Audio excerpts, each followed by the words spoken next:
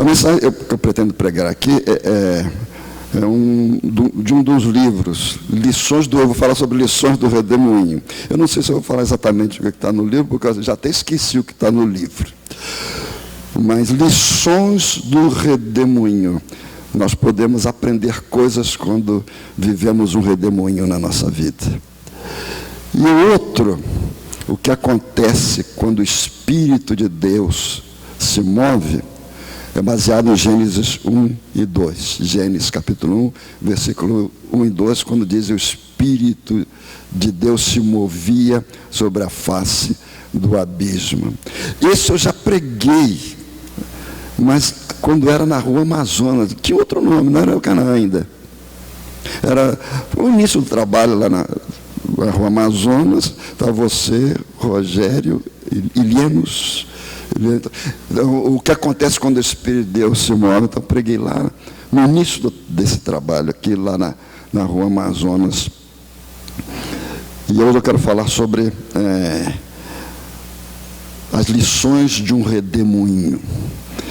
O outro livro que falando do coração são crônicas, são pastorais que eu escrevi para a igreja de Vila Gerte, e quando a igreja fez 60 anos, eles fizeram uma coletânea que eles acharam as melhores. Eu não vi muita coisa boa lá, mas eles acharam que as melhores, fizeram então um livro comemorativo dos 60 anos da igreja, falando do coração, que o título é um programa quando eu comecei no pastorado, o mesmo tempo que eu tenho de casado, eu tenho de pastor. Eu sou casado há 48 anos, com a mesma esposa, e sou pastor há 48 anos. Nós nos casamos em dezembro e fui ordenado pastor em março. Então, 48 anos de pastorado e 48 anos de pastor. Quando nós começamos no interior de Minas, no Sertão Bravo, lá no interior, para frente de Varginha, lá para aquela região, não havia poucas igrejas evangélicas. Minas era um estado muito difícil. Nós fomos para plantar igreja e para começar, então eu criei um programa de rádio chamado Falando ao Coração. E era bonito, porque ele ia de meio-dia a meio-dia e meia. Ele começava assim: quando os ponteiros se encontram, falando ao coração está no ar, com a mensagem de Deus para o seu coração. E o primeiro grupo que se interessou, e foi a nossa primeira congregação, havia uma colônia de leprosos, lá próximo, entre Alfenas, naquela região de Alfenas, Fama, uma cidadezinha que ficou debaixo da água. E eles ouviram e mandaram carta se eu podia fazer uma visita para eles. Então foi a minha primeira congregação, foi entre leprosos. Foi uma experiência assim muito diferente, porque eu fui, o grupo se reuniu, então uma parte não tinha uma orelha, outra parte só tinha metade do nariz, outra parte o lábio já tinha caído. E eu fui com a Elza, e nós fomos interrompidos mais ou menos quando estava na metade para o final. Chegou a coordenadora e mandou parar e disse que eu tinha que sair. Mas não era perseguição religiosa, é porque a Elza estava grávida de 3 meses, então ela não podia ter entrado lá, por causa do contato. Naquela época, isso há quase 50 anos atrás, 45 anos atrás. Mas aí, aquela ali continuou a minha congregação durante algum tempo pelo rádio, então eu ministrava. Foi uma experiência muito bonita. A outra que deu origem ao livro sobre as diferenças, administrando as diferenças, foi um título, uma definição que eu encontrei para o casamento, por causa de uma frustração. Foi uma das, acho que foi a primeira frustração na minha vida de pastor. O primeiro casamento que eu fiz como pastor, há 47 anos atrás, eles casaram em dezembro. Até falei para os dois, puxa vida, você vai casar em dezembro. Dezembro dá certo, rapaz, eu me casei em dezembro. Então, é o mês de casar em dezembro. Eles se separaram 3 meses depois. E eu fiquei, poxa vida, o primeiro casamento, 3 meses, acaba. E eu falei, acho que eu não dou para esse negócio de orientar casamento. Fiquei muito frustrado. O que aconteceu aqui naquela época não era tão fácil divorciar. Hoje, em 5 minutos você está divorciado. Naquela época tinha um processo, depois tinha que levar testemunha, tinha que ir no juiz. Levava pelo menos uns 2 a 3 anos para chegar à separação definitiva. Então, o rapaz, o noivo, o marido, nem sei se chegou a ser marido, porque em 3 meses não deu nem para... Então, o rapaz me colocou como testemunha dele. E a moça colocou a Elza, minha esposa, como testemunha dela. E a gente era recém-casado. Acho que só tinha o Mário César naquela época. E a Elza falou para mim, o que a gente faz? O que é ter ser testemunha? Eu falei, eu acho que você defende ela e eu defendo ele. E o juiz lá que vai resolver depois. Aí fiquei... Daquela época em diante, eu não fiz mais casamento sem ter 4 encontros com os noivos. Então, eu comecei a dar um curso de noivo por causa daquela frustração. E descobri que casamento é a arte de administrar diferenças. 2 pessoas, às vezes absurdamente diferentes, se juntam para viverem juntas. Então, eu sugiro, em 4 encontros, eu dou 4 sugestões que as pessoas devem levar para o casamento para poder ajustar as diferenças. Somos diferentes. Por cada família, os pais dela não foram os pais dele. Então, às vezes, ela aprendeu coisa na casa dela que era certa, ele aprendeu que era errado. Agora, o certo dela vai casar com o errado dele. Então, tem que administrar isso. Então, eu dou algumas sugestões. Como é que a gente administra a diferença no casamento? Nós somos diferentes. Não existe 2 pessoas iguais na Terra. Eu brinco lá com quem diz que a única coisa igual no mundo é um caminhão de japonês. É tudo igual. Eu sou gêmeo, eu tenho uma irmã que é gêmea comigo, Mário e Marina. Nós, durante muito tempo, nós éramos gêmeos idênticos. Então, eles levavam até a gente para algumas festinhas só para mostrar, colocava a gente no meio da roda. O nariz é igual, a orelha é igual, o olho é igual. Depois a gente foi crescendo, ela continuou pintando o cabelo, eu parei de pintar. Então, agora nós somos bem diferentes mesmo. Não existe. Os casamentos são feitos com pessoas diferentes. Nós somos inteligentemente diferentes. Eu fui professor a vida toda, eu dei aula em cursos de alfabetização nas favelas do Rio de Janeiro e depois vim dar aula em faculdade aqui no interior de São Paulo, então de todos os níveis.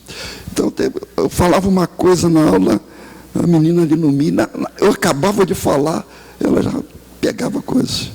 E o camarada que estava na minha frente, eu falava 18 vezes. Ele não conseguia.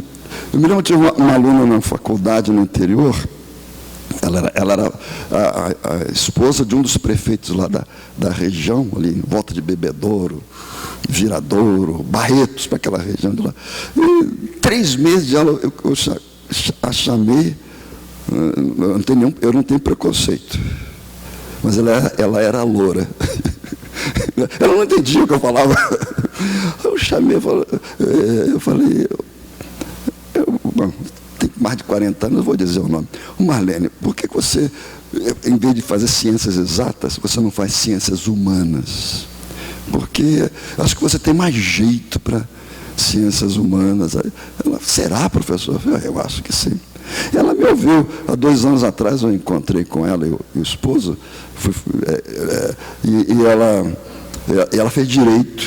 E é uma excelente advogada, já está até aposentada como advogada. Deu certo, mas matemática ela não ia conseguir ir muito longe. Então nós somos inteligentemente diferentes. Por exemplo, o QI dos homens é muito menor que o QI das mulheres. Não, quem quiser pensar diferente, pode pensar, mas aqui, por questão de respeito, eu vou falar o que é certo, né? Aí surgiu, então, o livro. Como é que surgiu? Eu estava fui pregar em Belo Horizonte, lá no Jorge Linhares. Aí estava conversando no gabinete dele e falei do curso. Ele falou, rapaz, escreve isso aí. Eu falei, eu não sei escrever, eu só sei falar. Ele falou, então faz o seguinte, a próxima vez que você for dar o curso, você grava e manda a fita para mim. Aí eu gravei, mandei a fita para ele, e ele então transformou nesse livro. Ele pediu para uma jornalista ouvir, então se tem alguma coisa boa, é mais da jornalista. Então surgiu, os livros surgiram mais ou menos assim, por acaso. Então, não é tanto pelo que eu escrevo, mas pelo que eu falo, algumas coisas aproveito. Mas eu queria começar contando uma dessas saias justas que o pastor passa. Eu era pastor no interior, lá para aquela região, dava aula de 7 horas da manhã até 10 horas da noite.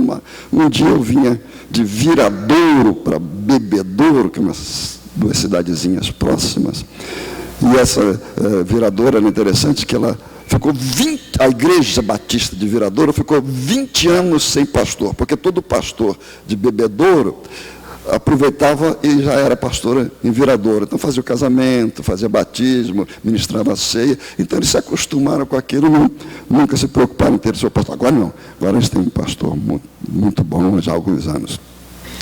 Eu vinha de Viradouro, depois de ter dado aula de manhã, ia para casa mais ou menos na hora do almoço. E uma Kombi capota na minha frente. Capota. E eu encosto o meu carrão, era um Dauphine preto, uma coisa mais linda que existe. Vocês nem sabem o que é Dauphine. Alguém já viu um Dauphine na vida?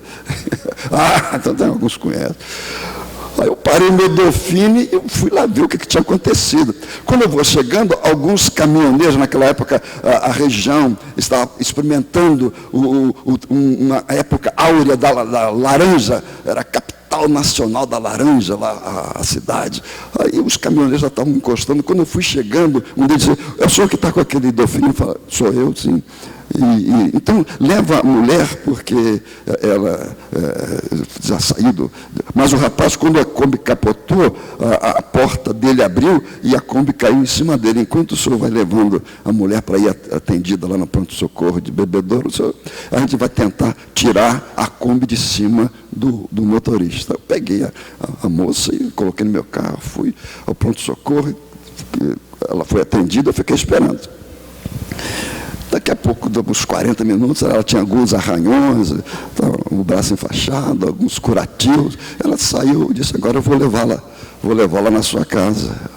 Ela falou, não, de jeito nenhum, o senhor já fez muito por mim, só o fato de me ter pego lá no acidente e trazer aqui, por favor, eu não quero dar esse trabalho. Não é trabalho nenhum, eu já estou aqui mesmo, o carro está aí, eu levo. Eu falei, não levo, eu vou pegar o ônibus. Eu falei, não, que ônibus? Eu vou levar.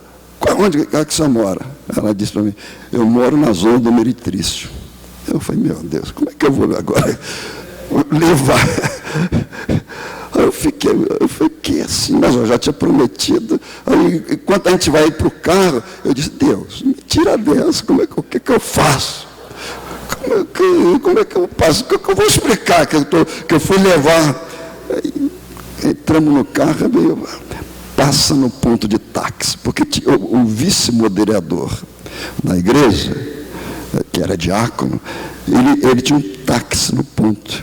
Vai lá, aí eu fui lá, parei próximo, aí irmão Augusto, Zé Augusto, houve um acidente aqui na estrada. Eu falei, eu soube, inclusive o motorista morreu, ele já tinha vindo a notícia, já sabiam que o homem tinha morrido. Então, eu passei por lá na hora do acidente e eles pediram que eu trouxesse a moça que estava junto, e eu trouxe, e ela já foi tratada lá no hospital, coisa simples, só arranhão e tal. E eu me ofereci para levá-la para casa, só que ela disse que mora na zona. Aí ele deu uma risada, pastor, o senhor está enrascado. eu falei, irmão, eu preciso que o irmão me ajude. Os mais antigos aqui, sabe que naquela época havia uma certa tendência de pastor diácono, alguma coisa. Aí ele aproveitou, já deu, falou, ô irmão, eu preciso de ajuda. Ali ele me abraçou, pastor, fica sossegado, esse é o meu trabalho. Eu passo o dia todo buscando gente lá e levando gente para lá, então pode deixar comigo que eu levo. Ele a levou. Ele era Gideão internacional, tinha aqueles Novos Testamentos, falou de Jesus para aquela moça. Depois eu soube que aquela moça se converteu e foi batizada na Assembleia de Deus. Uma coisa diferente. Então, algumas saias justas do pastor redundam em bênção. Abra a sua Bíblia. Então, é só uma frase do capítulo 38 de Jó, porque eu vou aproveitar do texto, mais a palavra redemoinho, porque o conteúdo a gente vai tirar do capítulo inteiro. Jó 38, versículo 1. Depois disto, o Senhor respondeu a Jó do meio de um redemoinho. Vou repetir. Depois disto, o Senhor respondeu a Jó do meio de um redemoinho. É interessante que depois você pode ver na sua Bíblia que o versículo 1 diz: Deus respondeu a Jó do meio do redemoinho.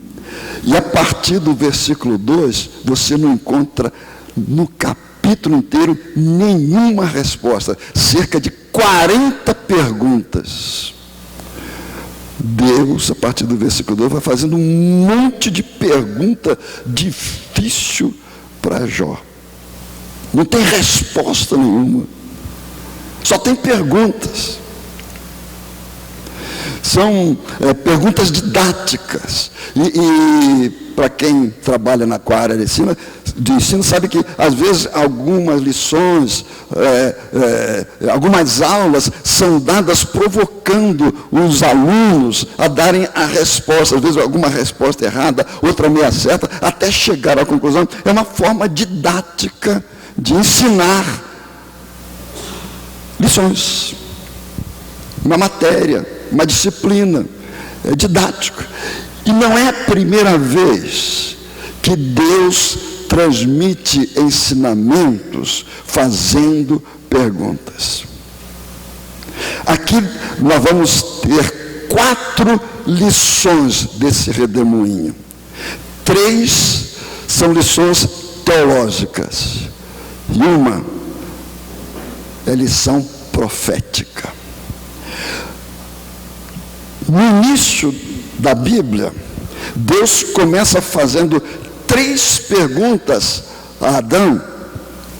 E Adão estava representando a raça humana. Quando Deus fez aquelas 3 perguntas a Adão, no capítulo 3 de Gênesis, Deus não estava olhando só para Adão, Deus não estava vendo só Adão, Deus estava vendo eu e você.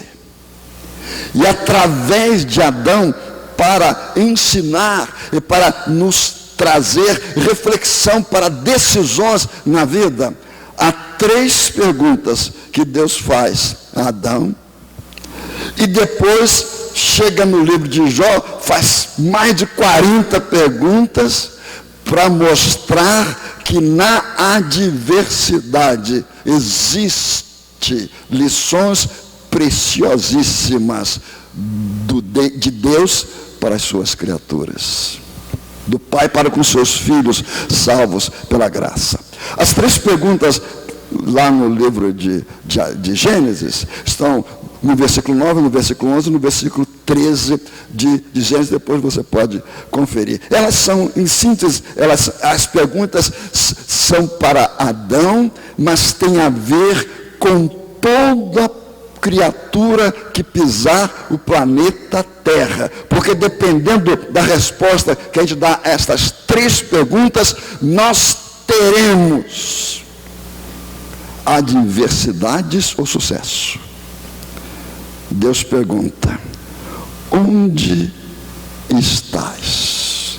Versículo 9 de Gênesis 3. Depois, quem é que disse isso a você?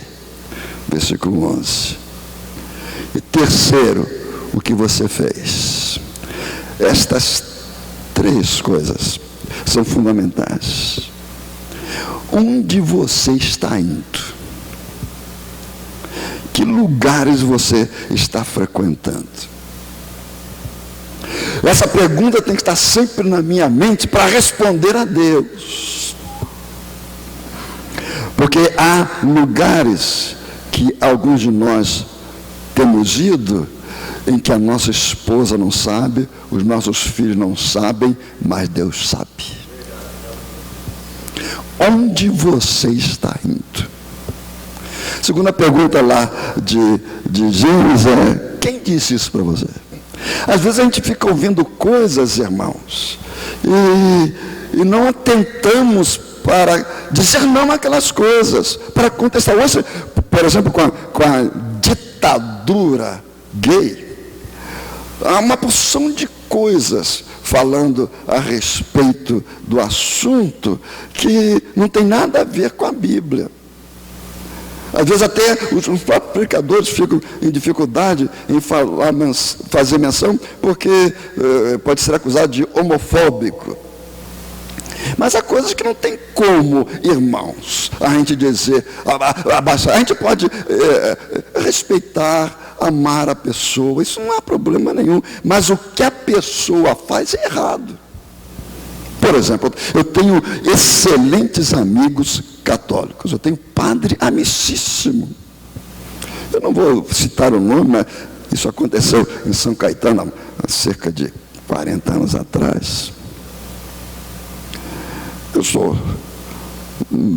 A Vila Jete ainda era pequenininha, a Vila Jete era um salãozinho pequenininho na esquina lá da rua onde nós estamos. Estou lá na minha sala, acho que uma terça-feira, o padre entra. Naquela época, os padres usavam batina. Então, hoje não, agora eles estão mais modernos, mas todo padre passava o dia todo de batina, não sei se dormia de batina, mas a gente só via padre de batina. O padre entra, me cumprimenta, fiquei surpreso, ele veio, entrou e disse: pastor, o senhor não reparou, mas já há alguns domingos, assim que termina a missa das 6, a missa dele de domingo era de 6 às 7. Aí ele trocava a batina, colocava uma roupa civil e vinha assistir o culto. Eu já estou vindo há algum tempo aqui. Eu estava... eu vou fazer 25 anos de sacerdote católico. E eu pedi a Nosso Senhor uma graça. E o Nosso Senhor só pode me dar essa graça através do pastor. Aí eu fiquei assim: bem, se puder ajudar, eu estou à disposição. Eu vou fazer boda de prata, 25 anos de sacerdote católico. E eu vou fazer uma missa especial. Os meus parentes vão vir da Itália. O bispo naquela época, acho que era Dom Cláudio, o bispo aqui de Santo Andréia do ABC, ele deve estar presente, vai ser na missa das 6 horas. A graça que eu pedi para Nosso Senhor é que naquela missa a liturgia da palavra fosse do pastor. Eu fiquei assustado. Eu falei: padre, eu não entendo nada de missa. Não, ele falou: pode deixar que a missa eu faço, o senhor só prega. Eu falei: que saia justa. Aí tem padre, o senhor me dá pelo menos uns 2 dias, porque eu não sei se os diáconos o senhor deixar. Naquela época o diácono mandava em pastor, hoje nem tanto, né? Mas eu tinha que conversar com o corpo diaconal, ligar para alguns pastores da denominação, porque sei lá se eles antigamente havia um negócio de tesouraça e tal. Dei um telefonema, alguns pastores, uns 2 ou 3, de jeito nenhum, você vai pregar na missa, depois ele vai querer vir pregar no culto. Eu falei: cara, cocei a cabeça, o outro disse, não, aproveita, que oportunidade, se você não for, eu vou. Aí chamei o corpo diaconal da igreja, expliquei para eles, olha, irmãos, eu recebi o convite, o que os irmãos acham? Aí eu posso falar, um diácono, o que o pastor decidir, o corpo diaconal está junto. Aí eu respirei e fui. Igreja superlotada. Superlotada. Eu fiquei uns 6 meses, eu não fiz apelo lá, mas eu fiquei uns 6 meses batizando pessoas que se converteram naquela missa. Um casal que se converteu, hoje ele é pastor aqui lá de Ribeirão Pires. É pastor pentecostal, mas é pastor. Pastor de uma comunidade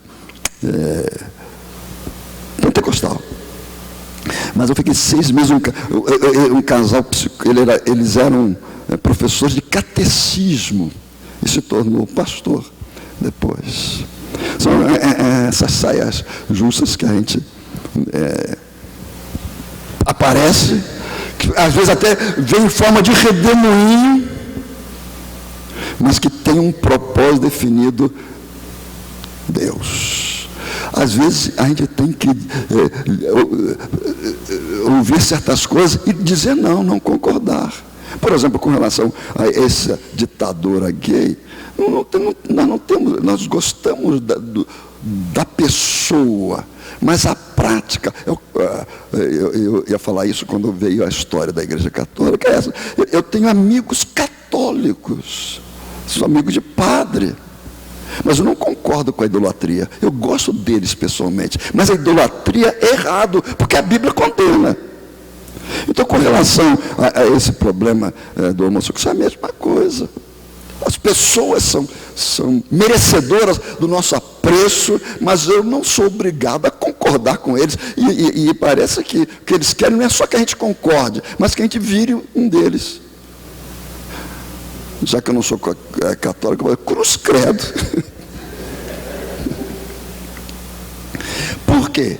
É antinatural, é anormal e antibíblico.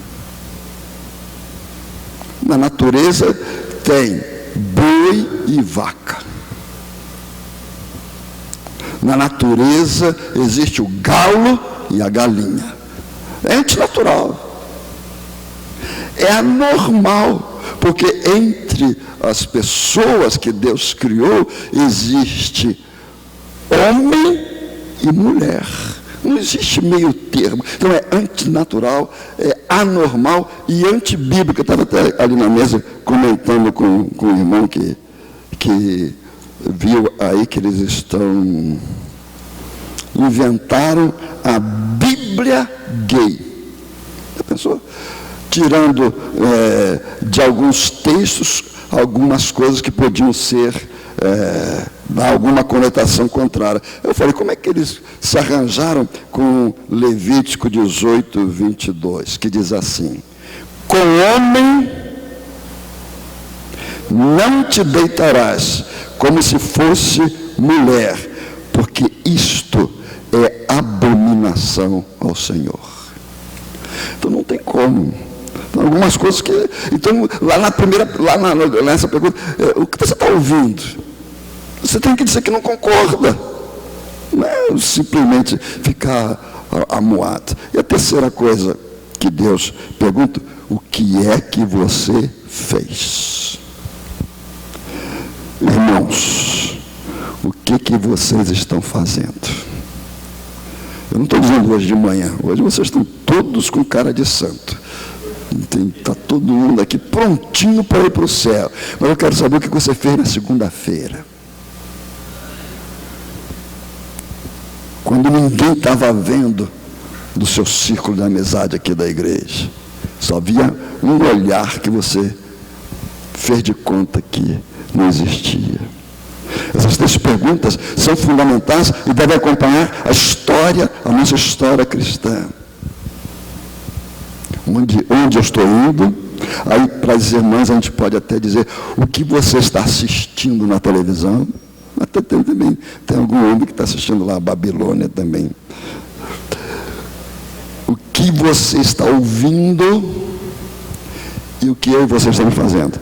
Aí Deus usa agora essas perguntas que são retóricas, são perguntas retóricas, são perguntas que elas se respondem.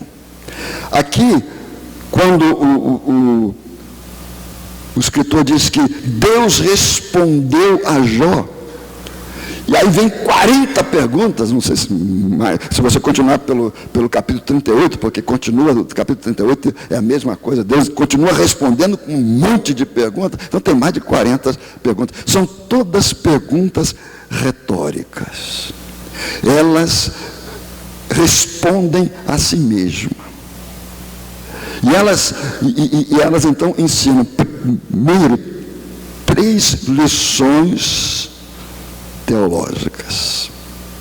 Porque até o capítulo 37, Jó pessoalmente, os 3 amigos estavam questionando teologicamente a situação de Jó. Aparece um quarto, até hoje, quando eu chegar no céu, eu vou procurar saber. E aparece um quarto camarada lá, que a gente não sabe de onde veio e não sabe para onde ele foi. E tudo indica que era um moleque, porque não era da idade. Os 3 amigos de Jó que chegaram logo no início, parece que era a turma dele, que foi embaixador do rei, adolescente, na mesma idade, que vieram para conversar com Jó e confundiram mais a cabeça de Jó. E até ali, eles estavam questionando como se a culpa fosse Jó fosse culpado, e fazem até algumas alusões, como se aquilo fosse resultado de castigo de Deus. Deus estava castigando Jó, Deus tinha se esquecido de Jó, Deus sumiu da vida de Jó, Deus não se importava com Jó. Aí Deus vai fazendo algumas perguntas e faz nessas 40 perguntas 3 afirmações da divindade. Primeira, eu sei de tudo, eu estou sabendo de tudo, porque uma das agravantes do sofrimento de Jó é que na cabeça dele: mas será que Deus não está vendo? Então você vai ver as perguntas, ele diz: eu sempre estou presente. A primeira lição teológica dessas perguntas-respostas, é que Deus é onisciente. Deus sabe de tudo. Ele sabe a sua dor, Ele sabe a sua aprovação, Ele conhece a sua tristeza. Nada escapa ao conhecimento de Deus. Então, nessas respostas, Deus então enfatiza um dos atributos que são só dele: a onisciência. O diabo não sabe de tudo, mas Deus sabe, porque o diabo pode olhar à nossa volta, mas o diabo não pode olhar o que está no nosso coração e na nossa mente. A segunda lição vem dessa aparição de Deus com essa intenção de dar uma resposta a Jó, pela luta, pela dor, pela provação. Meus irmãos, eu não vou aqui me delongar no texto, mas os irmãos sabem que a dor de Jó foi terrível. Ele teve que enterrar no mesmo dia 10 filhos. Os irmãos já imaginaram 10 caixões, um ao lado do outro? E os 10 eram filhos dele. Você pode imaginar? E ele então olha para todo lado e não vê Deus. Aqui Deus responde: eu sim, sempre estive perto. E a própria Bíblia depois vai confirmar em algumas expressões, por exemplo, no livro de Salmos, dizendo assim: perto está o Senhor. Há uma metáfora no Salmo 121 que eu gosto muito, porque ela é profunda e ao mesmo tempo hilariante. Quando o salmista, no Salmo 121, a certa altura diz: o Senhor é a tua sombra à tua direita. Ela é aparentemente uma coisa estranha, porque quando eu e você pensamos em Deus, pensamos em luz. A Bíblia diz que Deus é luz. Por que o salmista diz que o Senhor é a tua sombra? Porque a sombra está sempre perto da gente. Qualquer lugar que eu vou, a minha sombra vai. Você pode descartar qualquer coisa, você só não pode descartar a sua sombra. Você pode descartar até a sua sogra, mas a sua sombra vai estar com você. No capítulo 38, naquelas respostas, Deus diz para Jó: olha, eu sempre soube de tudo e sempre estive perto de você. Deus é onisciente, Deus é onipresente. Você e eu vamos conseguir, porque Deus está sabendo e Deus está perto. Quando Deus entra na história, na pessoa de Jesus, faz questão de reafirmar esta onipresença, quando na despedida lá no final do Evangelho de Mateus, Jesus diz: e eis que eu estou convosco todos os dias, até a consumação dos séculos. Amém. Vocês estão olhando para aqui para frente, estão me vendo, estão vendo a mim, mas eu garanto a vocês que eu não estou aqui sozinho. Há uma presença invisível, sobrenatural, espiritual. Eu tenho até temor de esticar muito o braço para não tocar nela. Deus está sempre presente. Ele é onipresente, ele é onisciente. E termina depois quando ele faz algumas perguntas a respeito de quem pôs limites. Depois você lê: quem pôs limites aos oceanos, quem criou lá as feras, e vai falar, até algumas delas parece que são, que alguns consideram da pré-história, daqueles bichos grandões lá. Então, fala da onipotência de Deus. Então, Deus faz uma série de perguntas e dá 3 lições a respeito dele mesmo. Olha, eu sei tudo, estou sempre presente e tenho todo o poder, no céu, na terra, no inferno. Não há nada que o inferno possa fazer para impedir que Deus me agracie. Eu me lembro de uma ocasião que o pastor Ken disse: a igreja estava crescendo muito. Ele disse: tem muito caso que está vindo para o pastor que podia ser filtrado, vai passar numa peneira. Às vezes a pessoa vinha com receita. Agora o pastor não faz mais isso, mas naquela época a igreja era pequenininha, não tinha ainda serviço de assistência social. O que eu fiz? Eu tinha 2 cadernetas da farmácia.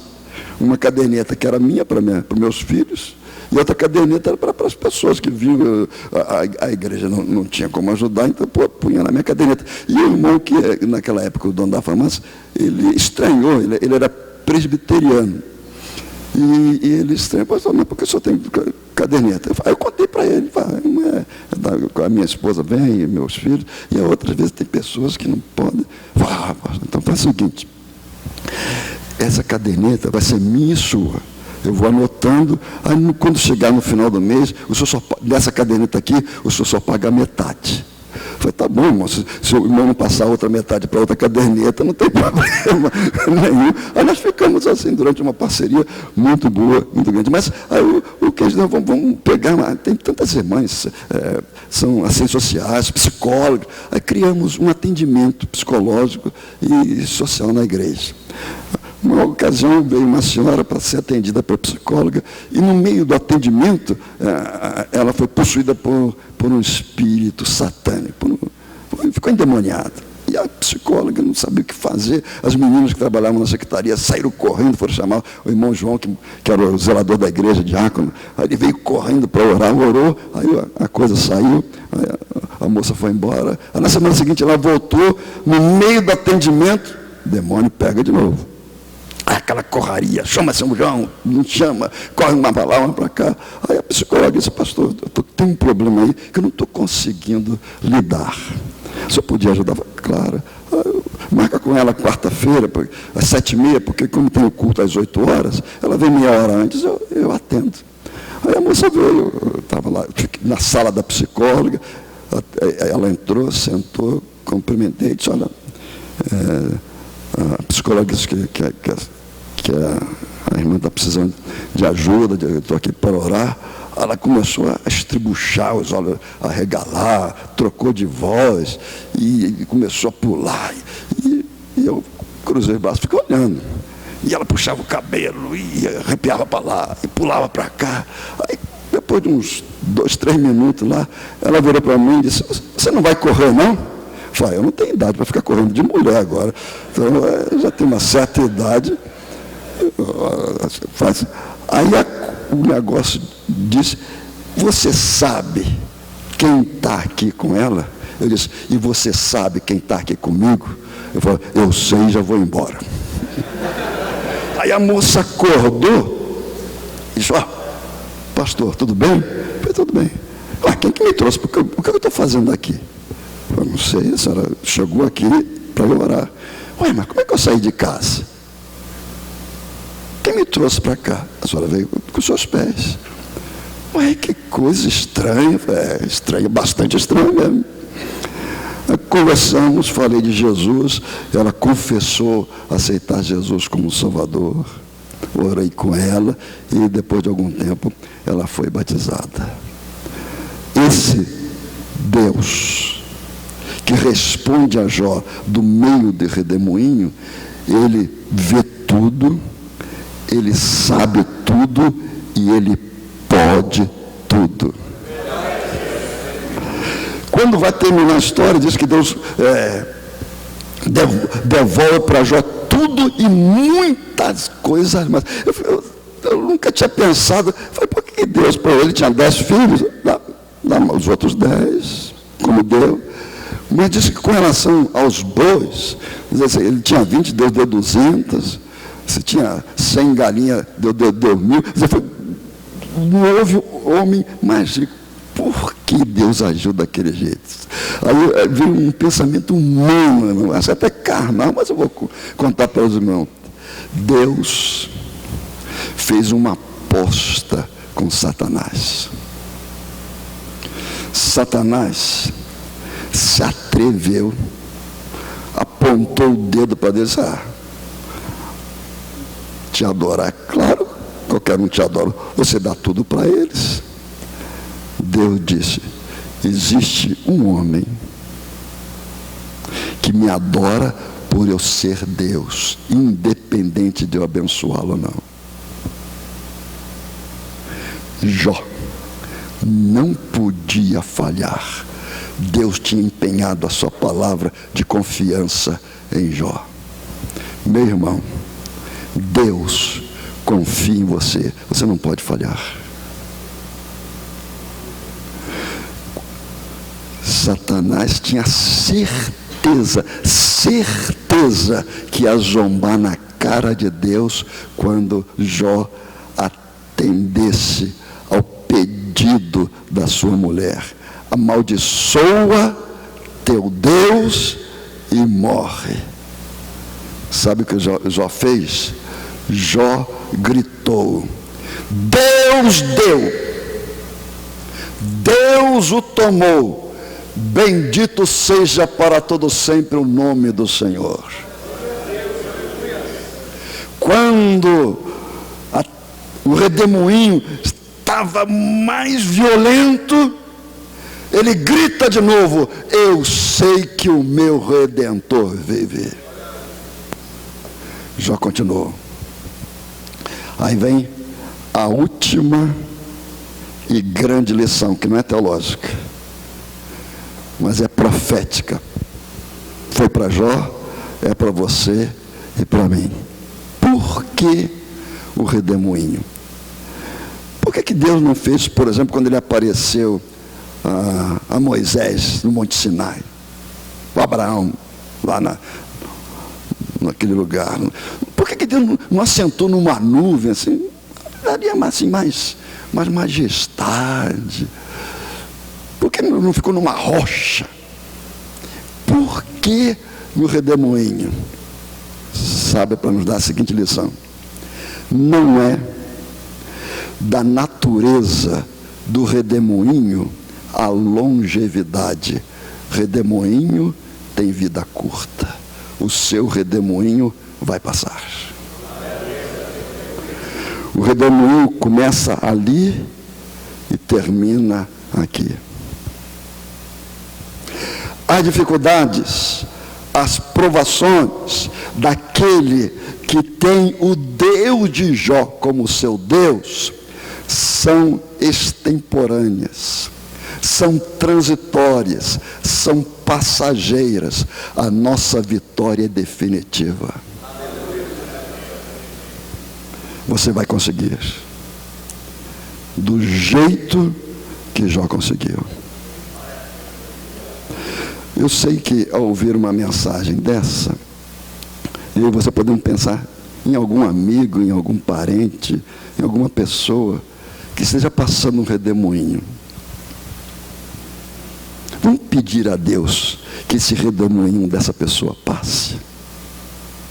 Se você se lembra de alguém que está passando por um redemoinho e não está aguentando mais, vamos pedir que essa pessoa possa também ter esse redemoinho desaparecendo da sua existência. Se você se lembra de alguém, eu quero orar por essa pessoa. Fique em pé no lugar da pessoa, que eu vou orar por ela. O que eu vou fazer agora, eu já fiz e deu certo. Eu fiz algumas vezes, mas eu acho que até já disse isso aqui, mas eu vou repetir. A primeira vez que eu fiz, já tem não sei quantos anos, 30 anos, 20 anos atrás, foi na Vila Gerte. Depois eu repeti em outras igrejas. Quando eu fiz isso, o moço ainda não tinha nem sido batizado. Ele estava se preparando para o batismo, tinha se convertido recentemente, e ele se levantou por causa de um amigo que ele tinha na fábrica. Por ele ter se convertido, esse amigo comandava um grupo lá na firma, na fábrica, para zombar dele. Então, assim que eles chegavam, eles começavam a falar bastante palavrão e contar piadas sujas para provocar. E aquilo aí, e o Cláudio estava pensando, quando ele se levantou, ele pensou: Deus, me livra daquele rapaz, eu não aguento mais. Ele estava até pensando, pedir as contas, sair do emprego, para não ver mais aquele rapaz. E depois ele contou para mim, quando ele se levantou, ele pensou assim: oh Deus, tem tanto caminhão que atropela a pessoa, isso não podia, mas jamais está passar por cima dele de hoje para amanhã, eu não estou aguentando. Ele ficou em pé, nós oramos. Domingo era mais ou menos, terminando o culto lá, 15 para 9 horas, estava terminando o culto. Aí ele foi para casa, segunda-feira foi para a empresa. Quando ele entra na fábrica, ele está lá no relógio do ponto, botando o cartão, chega o rapaz, bate no ombro: ei, Cláudio, bom dia. Aí fala: Jesus não ouviu minha oração, ele está vivo. Aí ele aperta, ele diz: olha, ainda tem uns 10 minutinhos, eu queria conversar uma coisa com você, porque agora nós somos irmãos em Cristo.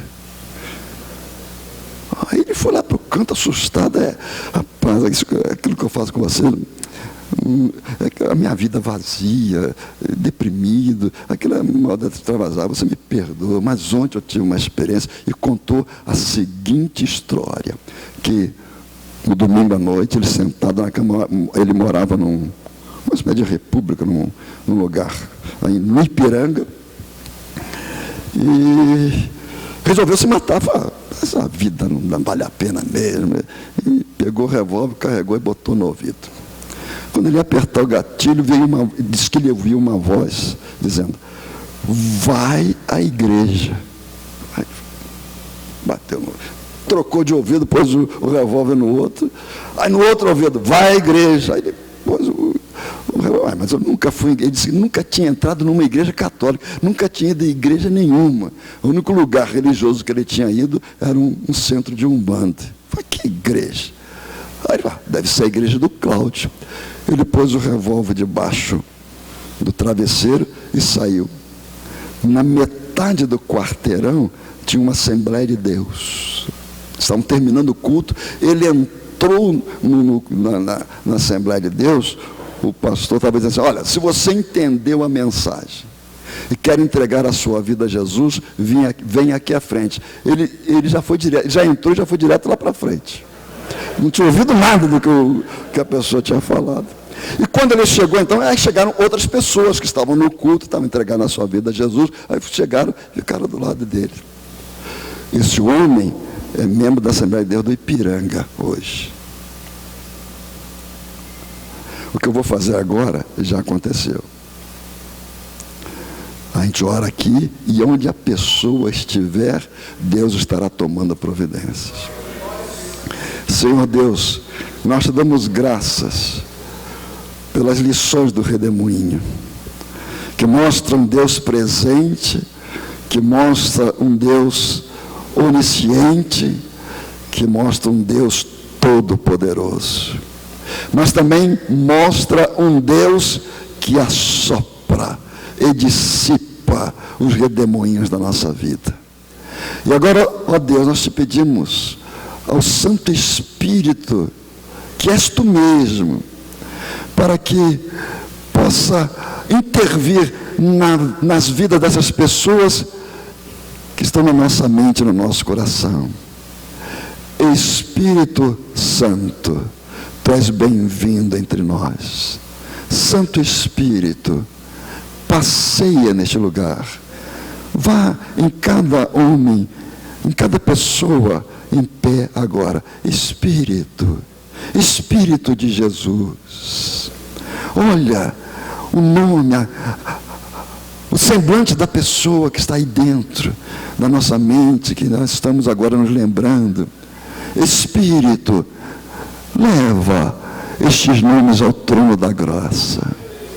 Deus, por favor, acolha estes nomes e toma providências, ó Deus.